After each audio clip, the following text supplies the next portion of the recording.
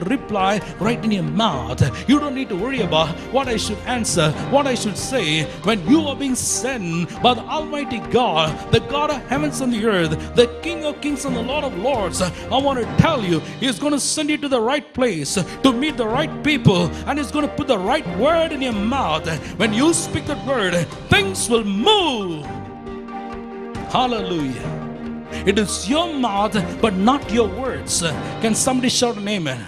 It is my mouth, but I don't carry my words. I carry the words of the Almighty God. Be it anything in your life, if God knows you are somebody who can let it go. What you have, when you know that the Lord needs it, then that's the kind of people God is after.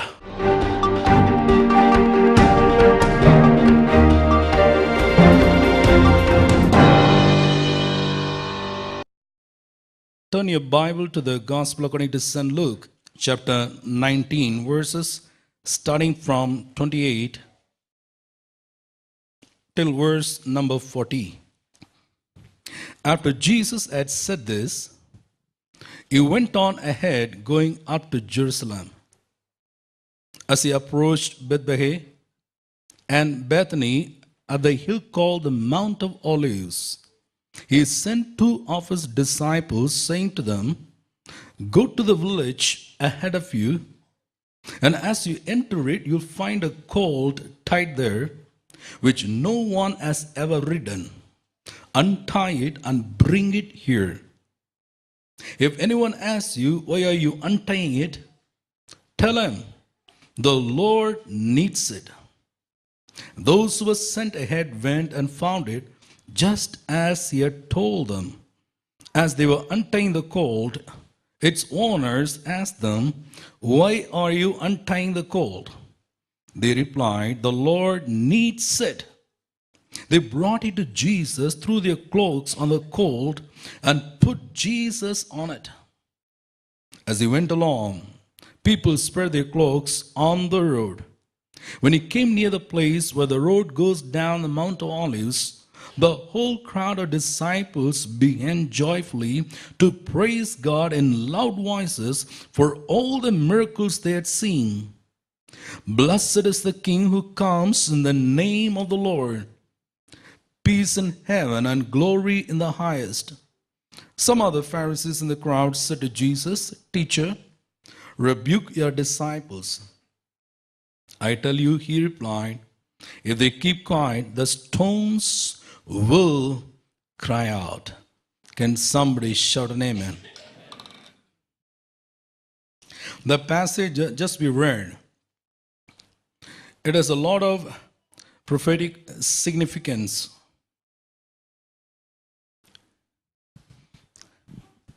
I would like to bring out some of the things that the Spirit of God taught me while I was going through the scripture. Are you willing to learn? Amen? Are we ready? Yes. So now, the last week of Jesus' life was quite busy. Every day you see something or the other was happening until you go to the cross, be crucified, and on the third day you would come back to life once again. But now here the Bible says, He called two of His disciples and saying to them, Go to the village ahead of you, and as you enter it, you'll find a colt tied there, which no one has ever ridden. Untie it and bring it here. If anyone asks you, Why are you untying it? Tell him, the Lord needs it. The Lord needs it. The one thing you find here is Jesus had a lot of disciples. He had 500 disciples, and then He had 70, and then He had a close disciple circle, 12. So among the 12, He called two of His disciples. Their names are not even mentioned, but He gave them a specific task, a specific assignment they need to carry out. He called two of His disciples, saying to them, before the Lord would ask you to do something, He will tell you what to do. Amen? He called two of His disciples. He didn't call the other 10. In the kingdom of God, now you need to understand, invariably, God has a specific assignment for everybody in his kingdom. Amen. What I am called to do, you are not called to do. Jesus knew whom to use on what occasion and what context. The Bible says he picked up two of his disciples and gave them a specific assignment. Don't ask questions why you would do that. Don't even be jealous. When people get the opportunity to do something, you don't question. He decides whom to use and whom he should not use. It's not about being partial, but he knows who is a real fitting vessel to carry out a particular assignment. Do you follow what I'm saying? So he called two of his disciples and gave them a task to carry out. I want to tell you something, never try to do something for God unless you are sent. He called two of his disciples and gave them the command, go to the village ahead of you. So they could go only because they were sent by Jesus Christ. Do you follow what I'm saying? There are a lot of people in the kingdom of God, out of enthusiasm and passion, they try to do a lot of things without being told. We're going to create more problem than doing something constructive. If you say that, now I want to do something for God, who told you that? It's not, beating in the air. You must run the race that has been predestinated by God just for you. Know for sure, before you want to do anything for God, you have been told to do something. Never go unless you are sent. Apostles means those who are sent. The Bible talks about a man called John the Baptist, a man who was sent by God. Amen? Doing something is not very fantastic. But am I doing something because I've been handpicked by God, I've been chosen by God, I've been assigned by God to do a particular task? I'm totally convinced, I want to tell you, I didn't come into this ministry because of my own wishes. I had a desire. But it was a tangible move of God in my spirit, the conviction of the Holy Spirit and the leading of God. And I knew for sure what I was supposed to do when I was young. I committed to the same. Nobody can do the ministry of God unless until you're called to do. As a believer, I want to tell you, God has a different assignment for different people. The point here is you need to find out what is your assignment. He assigns a different task to different people according to our ability. The Bible talks about the master gave to one 5 talents, to another one 2, and to the one just a single talent, each one according to their ability. God knows you more than you do. Amen. We all have our own estimation concerning who we are. We like to overestimate who we are, our personality, our talent, and all those things. But I want to tell you, God knows you more than you do. Amen. So let him assign something so that you can do it according to his will and purpose. At the end of the day, it's not a question of doing something. It's the question of doing the good, pleasing, perfect will of God. Amen? Never go unless you're sent. Never do anything unless you're told to. Even in the churches. Now the problem is people are so enthusiastic. They like to do a lot of things without being told. It doesn't work in the church, in the kingdom of God, not even in the office where you work. Amen? There is always a system, both in the world and in the kingdom of God. There's something called leadership. There's something called communication. Before you could do something, you should be a good listener who can understand what has been assigned to you and execute the same for the glory of God. Amen? So the word of God says here, he sent 2 of his disciples. I do not know why God always would choose to send 2 instead of 1. Some people are loners. You will not get very far in the kingdom of God. You got to be a good team player in the kingdom of God to be more productive, to be more fruitful. Amen?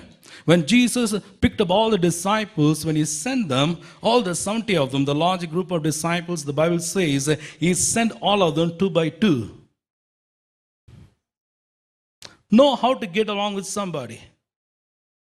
Otherwise, you're not going to be good in the kingdom of God. Amen? Team effort is always good. You got to be a team player. You must learn the secret of how to work with somebody in spite of all the difference that you could see. Today, a lot of people have a lot of problem in their career, in their office, and all those things because simply they do not know how to get along. A lot of conflict in interpersonal relationships because we do not simply know how to manage and govern relationships. Solomon, when he prayed, and God asked him this question, what do you want? He simply said, Lord, give me a discerning heart. And he said, I want to govern your people. Can somebody shout amen? Rockefeller, the farmer, richest man in the world, they asked him a question, what do you think is the toughest job in the world?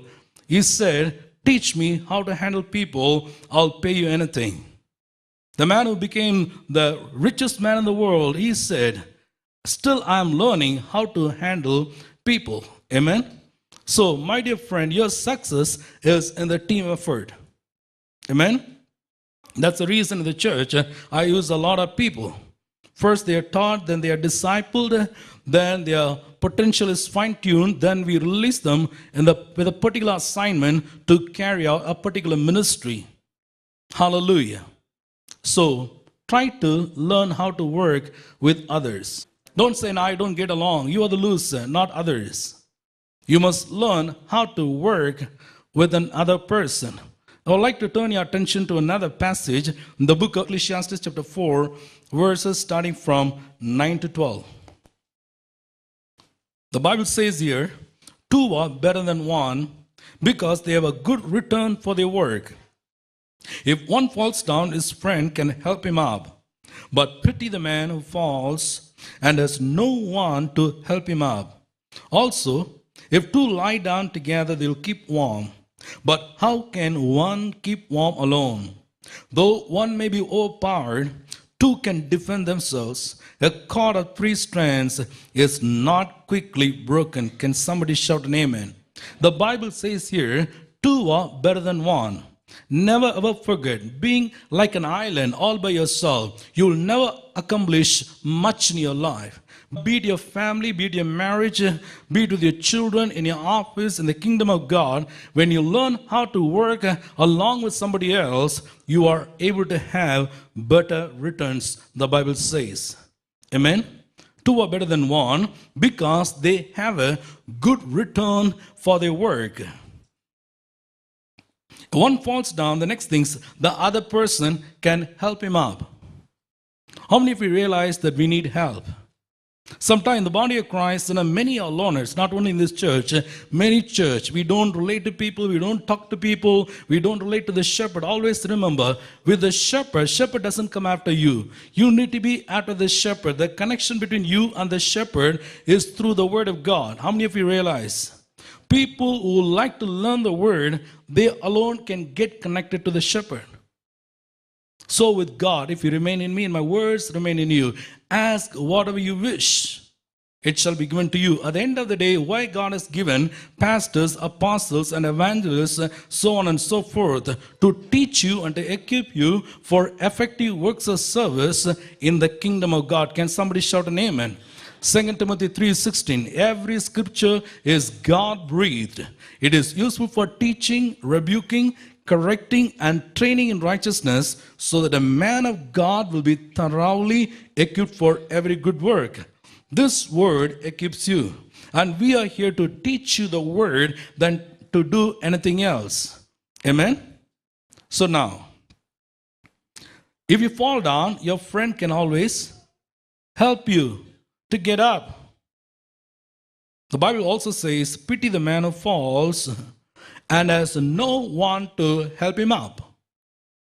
Sometimes it's so funny, today the church is changing. People have become more impersonal nowadays, like in the world. Out in the world, you see a more kind of a lonely crowd. And today in the churches, though it grows, still people are lonely. You know the reason? As long as they don't need anybody, they like to be themselves. They don't focus on somebody else's need, somebody else's problem to help them. We come to church but without fellowship. That's not the body of Christ. Relationship is interpersonal. Before you expect anything, you must have the right kind of conscience. Am I sowing something in that relationship? You don't need to move with everybody here in the church. At least with few people, like-minded people, whom you can call as friends, who can stand with you in times of trouble. When you fall down, they can be there to lift you up. Do you follow what I'm saying? Amen? Nobody is obligated to anybody out of mere obligation. Relationship is always, you sow something, then you have better return. Amen? When did Jesus love us? The Bible says, while we were still sinners, when we did not even love Him, while we were totally disconnected, He came and died for you and me without expecting anything. He was willing to sow first. The Bible says we love Him more because He first loved us. I tell people personally, don't expect from people when you are not sown anything. Amen? At the same time, I see families, they have something, a small sickness. 10 families are there for them. People go flocking to their house. Why? These people are taking time to sow in each and every one of their personal lives. Amen? When these people come to know, they are seeing that something is going wrong, the friends show up. When they fall down, they are there to pick them up. Hello? Do you follow what I'm saying? The relationship blossoms like a flower spontaneously. There's nothing artificial about it. There's nothing you can make it happen. That's why Jesus came to sow His life into our lives, where today people can even die for Him. We love Him because He first loved us. Amen? So here the Bible says when you fall down, somebody can pick you up. And then verse 12 says, though one may be overpowered, here, so beautiful, two can defend themselves. Amen? Two can defend themselves. Somebody whom I call as my brother and sister, my friend, can stand with me when something's about to overpower me, spiritually, mentally, and emotionally, and they are there to defend together. Amen? That's the reason Jesus sent always 2 by 2. Is somebody listening to what I'm talking about? Yes or no? Amen. The Bible doesn't record the names of the disciples Jesus used. Always remember, in any service, be it in the world or be it in the kingdom of God, some people are in the forefront. It doesn't mean that they are very important. Everybody is important, right? But a lot of things that go on behind the screen. Do you follow what I'm saying? And I will tell you, those people are even more important than those people who are visible in the kingdom of God. Let me say, when you get into heaven, the heaven alone will manifest the greatness of each and everybody. Today, people measure your greatness according to human standards. But I want to tell you, the Bible says, anyone serves God, the Father honors him. There are so many people whom the world doesn't know. Out in the mission fields, they serve the Lord. They die for no one's regret. But I want to tell you, they are great in the kingdom of God. Learn to serve God without expecting any recognition. When do we crave for recognition? Only when there's so much of self. Do you follow what I'm saying? Self always looks for recognition. I've done something to the body of Christ, I've done something to the church, or even to God. Let me be recognized. The Pharisee, do you remember the prayer he made? He came unto the temple of God. He began to pray, I give my tithe, I fast twice a week. I'm not like this man. He wanted to tell God how superb he was, how supra-spiritual he was. God doesn't need any advertisement concerning who I am. Amen? God knows exactly who you are. Yes or no? There was a widow in the temple. Nobody really did see what she was doing. She had only 2 copper coins. The Bible says she put that in that offering bag. But Jesus took note of that. God does take note of Everybody. You may be invisible to people, but let me say, you are not invisible to God. Hallelujah. Don't look for human recognition. It will come behind you. You should not run after. That's what I'm trying to talk about. If anyone serves me, my Father will honor him. Great is your reward in heaven. There are a lot of people, even in our church, who work behind the screen. They will never be here like these musicians to lead in singing or to play music. I want to tell you, they are even more important. Amen? They don't look for recognition. They are there 7 days a week. They can go where I tell them to go, do what I want them to do, stand in the body of Christ, execute the job. Amen. And the Bible says, Jesus said, go to the village ahead of you. Good listeners are good doers. We have a problem always with people who like to do more out of enthusiasm than with knowledge. Do you follow what I'm saying?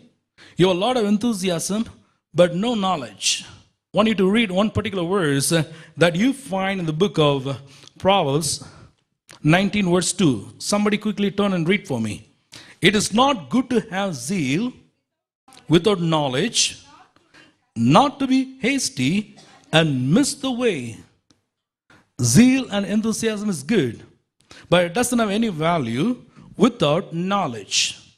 Amen? So you need to combine these both. You need to have knowledge and also you need to have enthusiasm. When both are combined, the result is maximized. So now, as I did say, we should be good listeners in order to be good doers. Amen? So before you want to do something for God, are you able to hear from God? Listen from God. That is very important. A lot of people want to do a lot of things, but few are willing to be taught. Willing to be taught. That's the area we have to restrict people. People who are not willing to learn and unlearn some other things and reposition themselves in the body of Christ in order to be productive under a godly leadership. It's not the question of what you want to do. It's the question of what God wants you to do. At the end of the day, we have to say to God, it's not my will, but let your will be done. It's not my way, O God. Have thine own way in my life. Can somebody shout an amen? Hallelujah. So now, two of them went. They obeyed and went. Amen? How many did go? There's another secret. If you are given a task to do by God or by the leadership, just do it. Amen? Don't bring along somebody else and say, you can be part of what we do. That's wrong. It doesn't work anywhere, both in the kingdom of God and even in the secular world. You understand what I'm saying? God called Abraham, but somebody wanted to tag along. Who was that? Lot. God didn't call Lot. The Bible says, but he wanted to go along with Abraham. You know what happened? He went from one problem to another problem. Finally, there was so much of lesbianism and gay homosexuality and all the stuff. God punished the land. And finally, you see, to cut the story short, he was deceived by his own daughters who had sexual relationship with him. And out of his own flesh and blood came forth two evil generations. Moabites and Ammonites, who are like a thorn in the flesh, always intimidating the people of God, the children of Israel. Are you in a kind of suffering? Are you in a kind of situation because you are taking somebody along with you? They are not called to be with you. They are not supposed to have any kind of alliance with you. They should not be part of your life. They should not be part of your business. They should not be part of certain dealings. God didn't tell them to be with you, but out of your own whims and fancies, you just made your own guess. All things are going to work out without discretion. You involve people in your life, and at the end of the day, you are in problem. How many of you say yes or no? Don't we see that? Beware. God's going to tell you something, just do it without involving the other person who has not been assigned to be part of what God has called you to do. You are called to run the race. Open your mouth and say with me, the race. Amen. One of the beautiful things about God is the God of words. Is an amazing communicator. You like to keep on talking. Amazing. He can't hold anything in his heart until you like to reveal that he's going to be restless. Right from time immemorial, you read the Bible, God always was seeking to open up his heart with somebody who could listen to God. That's the reason after creating Adam and Eve, the Bible says in the noon of the day, God would come down to have a conversation with Adam and Eve. Why? Why he would leave behind the throne in heaven, all the angels and everything. Heaven is a fantastic place, maybe a billion times more popular, more glorious than what you see here on earth. But he came down to have his private time of conversation with Adam and Eve, just like a dad and mom would like to spend time with their little baby. Communication is for relationship. Amen. Business-minded people will open their mouth, only talk, only when they want to get money. Otherwise, they don't talk. But people who put a lot of value and premium on relationship, they just open up their heart, talk to somebody in order to strengthen the relationship, to build up the relationship. God talks to you to build you up. Amen. Acts 20:32, the Bible says, I want to commit you to the word of his grace, which can build you up and give you an inheritance among the saints. What better can build you up except the word of God? Can somebody say amen? Hallelujah. You listen to man, you're discouraged. You listen to God, you're encouraged. So now, doing exactly what God tells you to do, that's very important. When Jesus was about to do his first miracle, the Bible says Mary was there, the mother of Jesus. And she gave fantastic counsel and idea to the people in the house. She said, do whatever he tells you to do. Amen.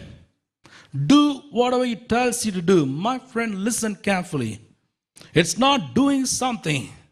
I want to do something what God tells me to do. I want to listen. I don't want to miss the communication. I want to be connected to him. I want his words to remain in my spirit. But God speaks to you through his word. Amen. This is the word of God. This is the voice of God for you and me. If only you are curious, you're hungry and thirsty to know it. If you seek after it, you call out for it, you cry aloud for wisdom, I want to tell you, he will open up. He'll open up your understanding. The scriptures will unfold all by themselves, bringing forth the supernatural light of God's glory. Amen. The word says in Ecclesiastes chapter 5 verse 1, when you go to the house of God, go there to listen to the word rather than to offer the sacrifice of fools. Hold on, please. Do understand. Go there to listen rather than to offer the sacrifice of fools. People who can brag so much about their sacrifice, that is not the primary focus. The Bible says, go near to listen. Why do I come to the house of God? You come here, worship is good, everything is good, but if you fail to listen to God, there's no meaning and purpose in coming to the house of God. We come to the house of God rather to listen than to offer the sacrifice of fools. No matter what I give in terms of sacrifice, it has value only when I listen to the word of God. What I listen has the power to add value to my sacrifice. Sacrifice by itself doesn't have any value. Does somebody listen to what I'm saying? Sacrifice by itself doesn't have any value. I will never say, by coming to the ministry, I've done any sacrifice. If I say that, it's utter stupidity and foolishness. How can you ever say we have done some sacrifice when you look at the cross of Calvary? Amen? That is the sacrifice. Nothing else is the sacrifice. You can even lose your life for the sake of your faith, but still, I will not dare to call it a sacrifice. The only one sacrifice we recognize, it is the sacrifice of Jesus Christ on the cross, who died for me, shed all his blood for my sake. When I called it a sacrifice, nothing else could be defined as sacrifice. No matter what I do, what I give, even if I lay my life down, I want to tell you that shall not be defined as a sacrifice worthy of God's attention. Hallelujah. Never ever open your mouth and say that. He has done more than we do for him. Amen. He has done it already. He is the ultimate sacrifice. Come on, put your hands together and just worship God. Come on, with your might you do that. Hallelujah. Thank you, Jesus. Jesus gives them a task, but also he gives them details. Amen. Hallelujah. He wants them to do something which he had already prepared in advance for them to do. Always remember, whenever God wants you to do something, he has always prepared it in advance for you to do. Hallelujah. Ephesians 2:10 says so beautifully, we are God's workmanship, created in the person of Jesus Christ to do good works which God prepared in advance for us to do. Amen. I don't create anything. I don't make anything to happen. When I obey to the call of God, what do? I do something what he has already prepared in advance for me to do. Hallelujah. Ministry is all about doing something which God has already prepared in advance for you and me to do. He called two of his disciples, he sent them, saying, go to the village ahead of you. And he said, you'll find a colt there, which no one has ever ridden. Then he said, untie it, bring it here to me. Of course, people are going to raise a question. If they ask you anything, what you must say, you put the reply in their mouth. Can somebody say an amen? Hallelujah. You put words in their mouth saying, just tell them the Lord needs it. That's it. Can I say something? Listen carefully. When God wants you to do something, when he gives you a particular assignment, let me say in the name of Jesus, he's going to put the reply right in your mouth. You don't need to worry about what I should answer, what I should say. When you are being sent by the Almighty God, the God of heavens and the earth, the King of kings and the Lord of lords, I want to tell you, he's going to send you to the right place to meet the right people, and he's going to put the right word in your mouth. When you speak that word, things will move. Hallelujah.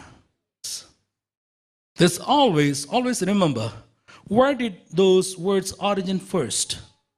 Not in human heart. Where did those words come? It came from the mouth of God. Do you realize it? Before I could speak the word, he is the one to speak the word first.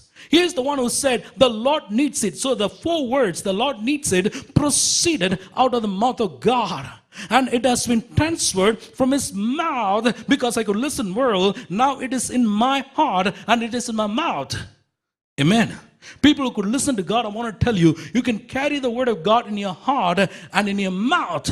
It is your mouth, but not your words. Can somebody shout an amen? It is my mouth, but I don't carry my words. I carry the words of the Almighty God. David says, the Spirit of the Lord spoke through me, and his word was on my tongue. How powerful it is. If only we can just give over our tongue, our mouth to God and say, God, unless you're going to supply me with words, I can never speak it out. My tongue, but your words. When you go before your client, I want to tell you, God will tell you exactly what to say and how to say it. Not with the wisdom of the world and the wisdom of your intellect, but the wisdom of God, the wisdom of the Holy Spirit. When you say it, your deal is done. I was listening to one of the richest men in the U.S., Donald Trump. How many of you know that? He says, now he became a billionaire because he knew how to talk to people. When you deal with people, he says it's an art to deal with people. You know what to say and how to say, when to say, and the deal is done. You make one mistake by speaking a wrong word, you are through. How much more you and I, being the people of God, we need to be educated as to how we can speak it with wisdom, whatever be it. Amen? Personal life, in your business, in all this place, remember, your mouth can carry the words of the Almighty God, supernatural God. Amen? The word that came out of his mouth, it is in my mouth. And they waited until the question was asked. And then they delivered the word. Remember how beautifully God works? He works ahead of time. Are you with me? He knew the question would be asked, so he gave his people the reply. Wow. Before you could face the problem, God will give you the solution. How do you like it? Amen? He knows the end from the beginning. God works in amazing ways. If you learn to work with God and walk with God and hear from God, things will now be the same. Complication does happen when man is trying to use his human brain and own intellect to handle things our way, not God's way. So now, he said the Lord needs it. The Lord needs it. As I began this sermon, I told you, prophetically, this passage has a prophetic significance. Amen? A lot of characters you see in the Bible, none of their names are mentioned. But I want to tell you, heaven is involved with every single character you read in the Bible, with the two disciples and the man who owned the donkey, and even the colt, the little donkey, over which nobody has ever ridden. Everything in which you see the signature of heaven, the fingerprints of God himself. The prophecy that was made about thousands of years before, now it is about to be fulfilled through this event. God has handpicked his servants whose names are not even mentioned here, but they are the one to execute this prophetic significance. As I began this sermon, I told you, prophetically, this passage has a prophetic significance. Amen? A lot of characters you see in the Bible, none of their names are mentioned. But I want to tell you, heaven is involved with every single character you read in the Bible, with the two disciples and the man who owned the donkey, and even the colt, the little donkey, over which nobody has ever ridden. Everything in which you see the signature of heaven, the fingerprints of God himself. The prophecy that was made about thousands of years before, now it is about to be fulfilled through this event.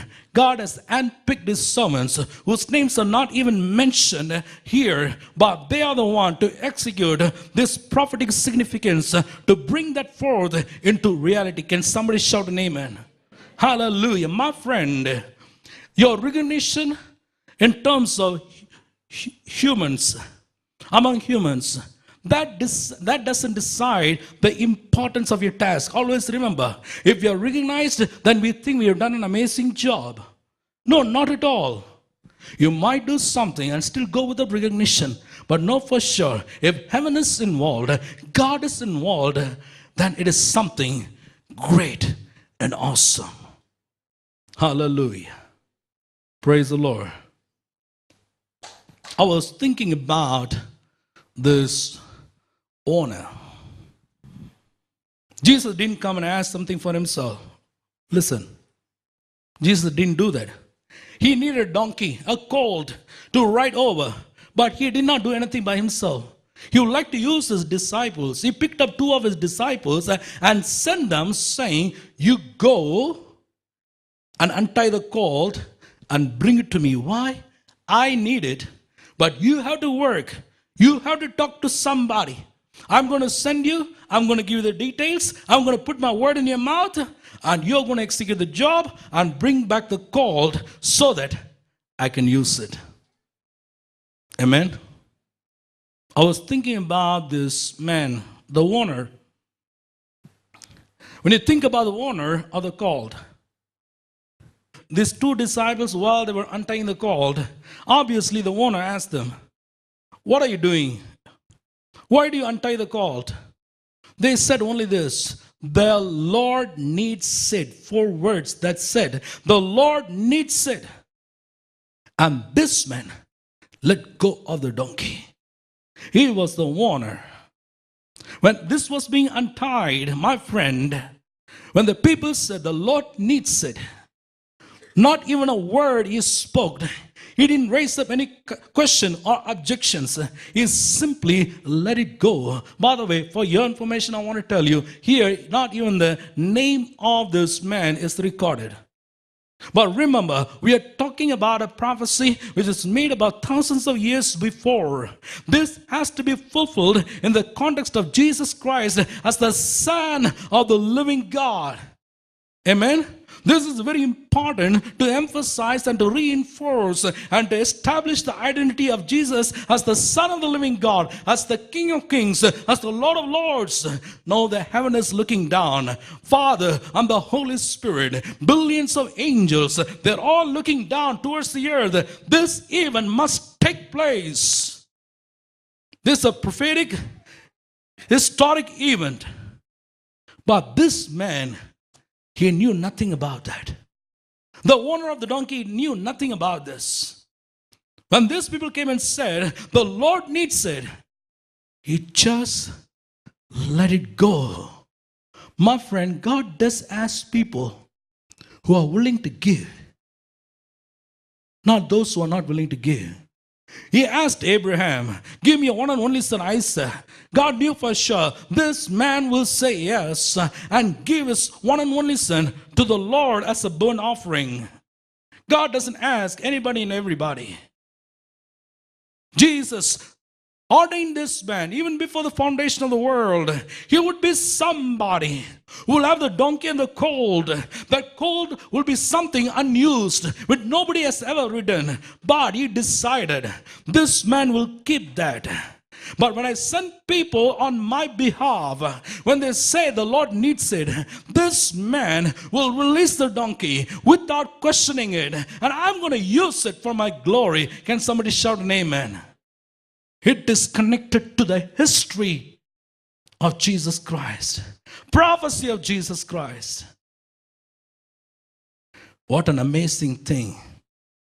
My friend, when you obey and release something what God wants of you, I want to tell you, little you might realize that heavens and the future and the kingdom of God is connected to the donkey that you must let go from your hand. Amen. Hallelujah. I was thinking about this man. Jesus did not come to him directly, but he sent 2 of his disciples. But he had the discernment to recognize the people who knocked on his door, they were being sent by God. Jesus will not come to you directly. Listen carefully. But he is going to send men of God who will represent him. What if you don't recognize the lordship of Jesus behind this? You would have missed out. I don't know. If I were to be in that place, probably I would have told these 2 guys, go and tell your boss to come here. I can't trust you. I can give to Jesus, but not you guys. Probably take a letter and come. Nothing. He will not get anything in return. See, there are a lot of characters in the Bible, they're not very prominent. They're hidden. But those characters are very special. Amen? People who gave just like that. Even without looking for a name. His name is not even mentioned in the Bible. But Jesus knew for sure, I don't want it from anybody else. I know a man from whom I want this colt. There's no specialty about colt. But about the man who was owning the colt, there's some specialty. He was a man who would let it go when God would ask of him. He would be the man who would let it go. Be it anything in your life, if God knows you are somebody who can let it go. What you have, when you know that the Lord needs it, then that's the kind of people God is after. Amen. And never in this passage, For the last 23 years, 24 years in my ministry, I've never seen anything like this in this passage before like that. The boy with the little boy, the Bible talks about, with 5 loaves and 2 fish.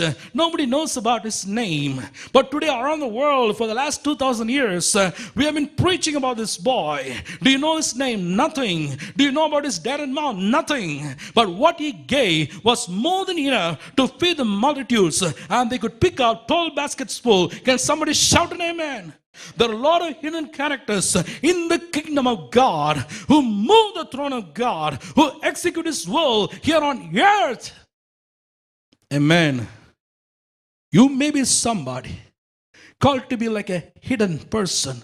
Your name will not come out. People will not talk about you. But I want to tell you, the donkey, the colt that comes out of you, Jesus will ride over that. It will help God to fulfill His purpose, His destiny over your life. Are you with me? Amazing. I was so much excited when the Holy Spirit teaches you the word. Nothing like that. I get excited, otherwise it's boring. Amen. The letter kills. I want to tell you, you try to do anything on your own, reading the Bible, you will doze off, and the devil will sit next to you. You can understand the movie for 3 hours, but you will not understand 2 words. You need the Holy Spirit to breathe new life into the scriptures, unfold the scriptures, and bring forth light. Are you somebody like this man who can let it go? It may be your talent, it may be your gifts, it may be your strength, it may be your time, it may be your priority. You must give it all to God and saying, God, take it, fulfill it. My friend, the Bible says Jesus rode on the donkey. People all around, they were shouting, Hosanna, Hosanna to the King in the highest. Amen. He is called the Savior. Lord, save us. Hosanna means Lord, save us. We're going to worship Him for a few minutes. Hallelujah. Praising His glorious name. Amen. Give it all. And He's going to ask you. Your name may not come up. You may be hidden. But I want to tell you, you are not hidden in the eyes of God. Something prophetic, something historic may proceed out of your own being that will change the nations forever. Come on, music team, quickly. Hallelujah. Thank you, Jesus. One more time. Oh, in the name of Jesus, in the name of Jesus, we have the victory. Hallelujah. In the name of Jesus, in the name of Jesus, Satan will have to flee. When we stand on the name of Jesus, tell me who can stand before. In the mighty name of Jesus, we have the victory. Oh, He has done mighty things yet again. For He has done mighty things yet again. Oh, He has done mighty things yet again. Celebrate the victory of the Lord. Oh, Lord, we lift up Your name, and with a heart full of praise, be exalted, O Lord our God. Hosanna in the highest. Hosanna, Hosanna, Hosanna in the highest. Hosanna, Hosanna, Hosanna in the highest. Oh, Lord, we lift up Your name with a heart full of praise. Be exalted, O Lord our God. Hosanna in the highest. Wave your hand and say, glory, glory, glory, glory to the King of Kings. We sing glory, glory, glory to the King of Kings. Oh, Lord, we lift up Your name with our hearts full of praise. Be exalted, O Lord our God. Glory to the King of Kings. Glory, glory, glory, glory to the King King of Kings, to my Savior. The glory, the glory to the King of Kings. Come on, say, Lord, lift up your name with our hearts full of praise, and be exalted, O Lord our God. Glory to the King of Kings. Lord, we lift up, Lord, we lift up your name with our hearts full of praise, and be exalted, O Lord our God. Glory to the King of Kings. Lord, we lift up your name. Lord, we lift up your name, the name of Jesus, and with our hearts full of praise, and be exalted, O Lord our God. Glory to the King of Kings. Hallelujah, hallelujah, hallelujah to the King of Kings. Come on, say, hallelujah, hallelujah, hallelujah to the King of Kings. Oh, Lord, lift up your name with our hearts full of praise. Be exalted, O Lord our God. Hallelujah to the King of Kings. Oh, Lord, we lift up your name with our hearts full of praise. Be exalted, O Lord our God. Santa in the highest. With all your might, put your hands together, don't stop. With all your might, let the music come on. Hosanna. Come on, come on, come on. Go ahead, go ahead. Hosanna to the King of Kings, to the Lord of Lords, to the Almighty God, to our Savior, to the one who saved us, to the great I am, to the Lion of Judah. Oh, Rakama Sunday, Likamamana Sunday, Likaramona Sunday, Likamamana Mama Siande. Hallelujah. Lift up your hands. I want to pray with you right now.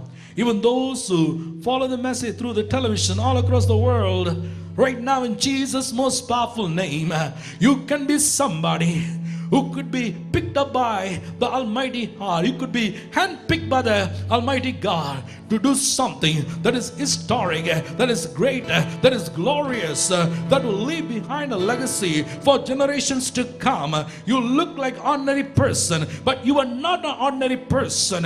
You look like nobody in the eyes of many people, but you are somebody in the eyes of God. I want to pray with you right now, everybody. Oh, come on, lift up your hand and pray along with me. In Jesus' most powerful name, Lord, I commit all those who prayed with me right in the church and all across the global, Father, even those who watch us through the television. Oh God, you could use a donkey, oh Father. You could use each and every one of us.